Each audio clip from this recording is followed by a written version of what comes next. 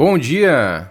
Iniciando mais um devocional, mais uma manhã ouvindo a palavra do Senhor e nós orando juntos no final. Estamos prosseguindo nessa série em Provérbios e hoje estamos no capítulo 22, versículo 6, que diz assim: Eduque a criança no caminho em que deve andar e até o fim da vida não se desviará dele.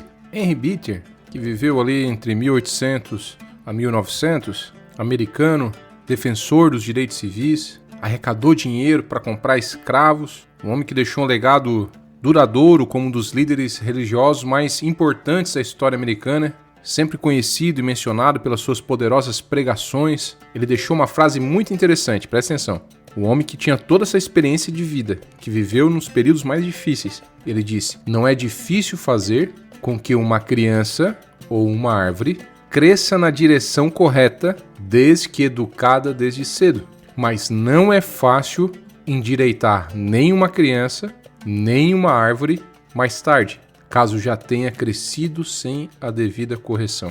Olha que interessante. É sobre isso. Então o versículo aqui não é uma promessa, o versículo aqui é um aviso.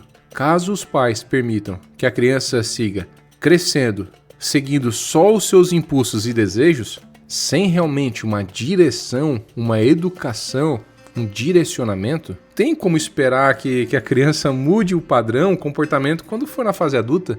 Não adianta esperar que uma árvore mude ou se molde por si só. Nós nascemos no pecado. E se for permitido que nós venhamos seguir os nossos próprios desejos, naturalmente a nossa reação e a nossa tendência, os nossos hábitos serão pecaminosos. Por isso, eles não podem se desenvolver livremente. E preste atenção, quando você coloca a escola para cuidar da educação e não no ensino, você não sabe quem está lá dando direcionamento. Por isso que a escola cuida do ensino. A educação vem dos pais. Se você deixa o seu filho ficar a todo momento sendo guiado por youtubers, ele vai ser direcionado por eles, a educação vai ser deles, eles vão se moldar através deles e não por você.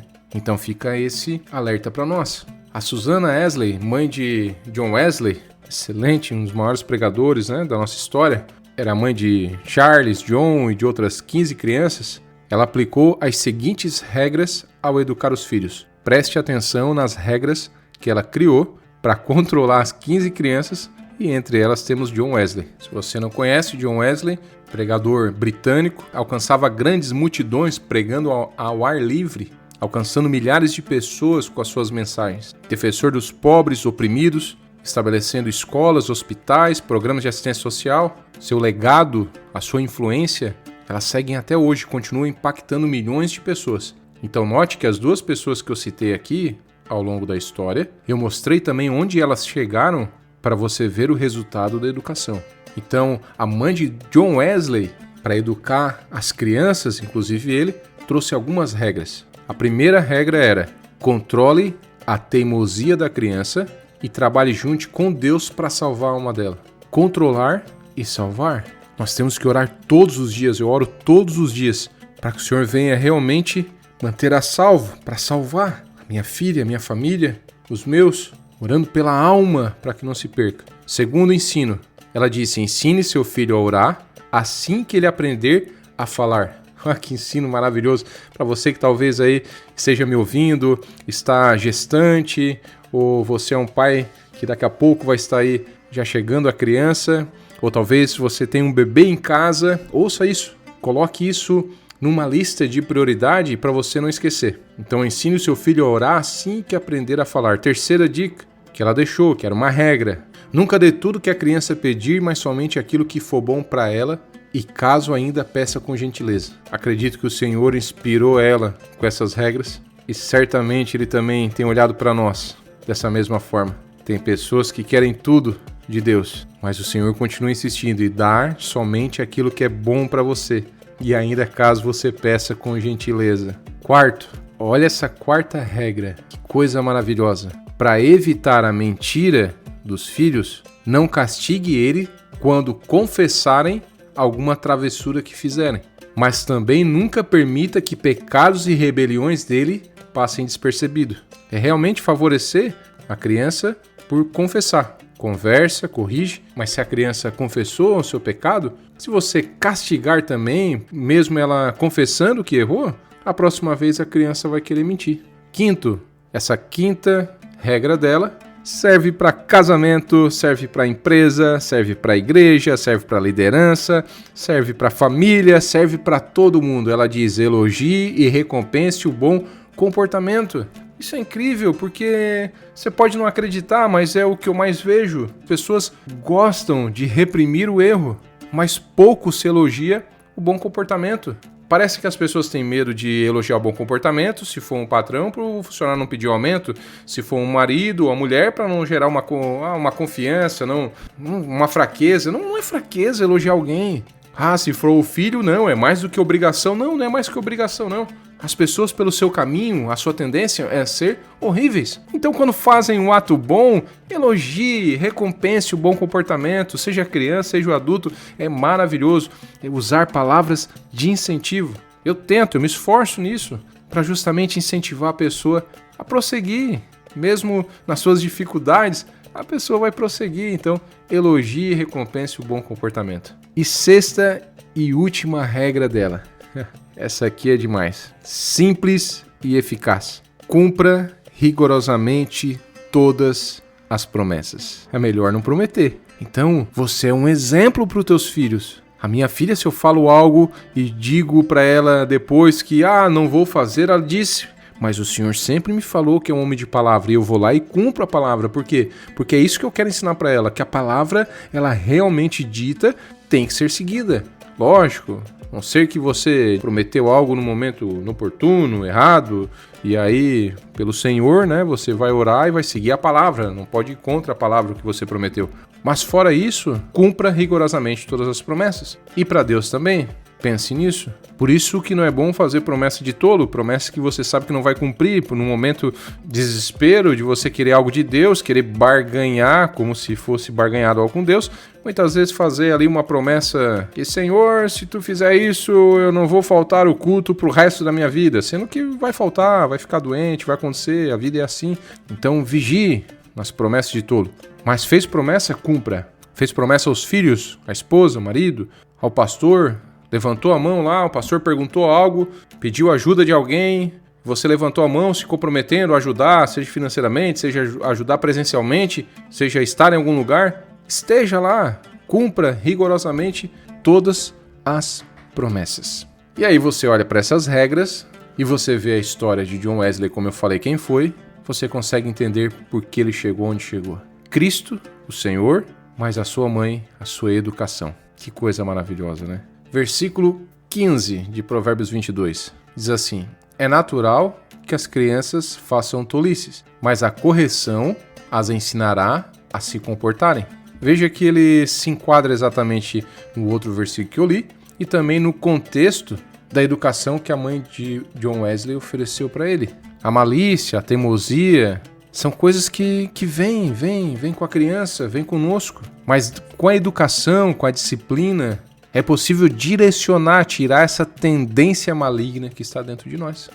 Eu gosto de Matthew Henry, que ele traz algo muito bom, tem uma Bíblia dele de estudo, tem um comentário bíblico dele, eu gosto do conteúdo dele, e ele diz algo muito bom para você pensar nesse versículo, porque quando eu li foi a primeira coisa que eu pensei, que a correção ensina a se comportar. Ele diz assim: os pais precisam corrigir os seus filhos e mantê-los sob disciplina, e todos nós, você que está aí ouvindo com 70 anos, com 80 anos, 90, com 50, 40, você que está aí ouvindo, todos nós precisamos ser disciplinados pelo nosso Pai Celeste. Para quê? Para que essa disciplina remova de nós também todas essas malícias, todas essas teimosias que vão agarrar a nós. E como nós conseguimos isso? Como é que nós avançamos nisso? Nos submetendo a Deus, obedecendo a Deus, obedecendo ao Senhor. Quando Ele dizer não vai, eu não vou. Eu tenho algo comigo, repito isso muito, já devo ter falado aqui ou não, que é: se eu perguntei para o Senhor, eu não posso fazer nada sem ter uma resposta. E se o Senhor não me respondeu, para o meu questionamento é não. Porque quando eu perguntava para a mãe, para o pai, se eles estavam lá às vezes conversando, atendendo alguém, eu perguntava: posso ir a algum lugar? E eles só olhavam para mim, não respondiam nada. A resposta era qual? Não. Então, se você perguntou algo para Deus, está esperando uma resposta e o Senhor não respondeu, é melhor não ir, não sair, não fazer, não negociar, não.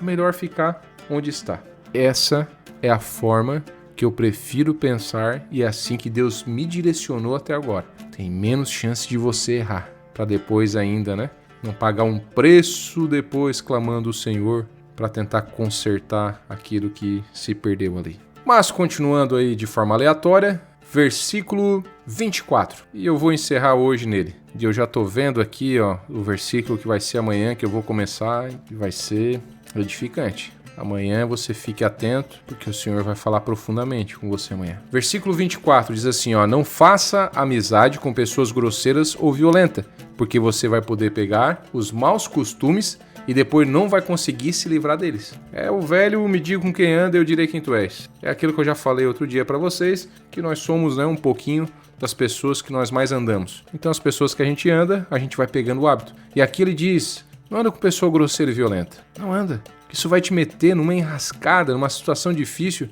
Você, por hábito, vai começar... Às vezes você era uma pessoa carinhosa em casa, era uma pessoa tranquila, e daqui a pouco, de tanto andar com pessoas assim, você vai começar a ser grosseiro em casa, grosseiro na empresa, e isso vai se reverter contra você, colocando em risco o teu casamento, tua família, colocando em risco o teu emprego.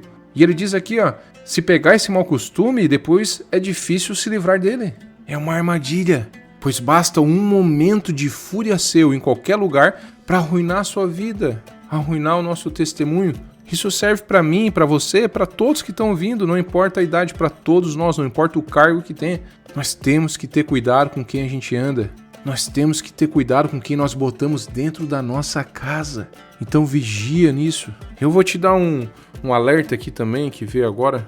Isso é algo muito sério. Porque nós estamos vivendo um tempo até de poucas amizades na rua, as pessoas, As redes, sociais estão tirando um pouco isso das pessoas.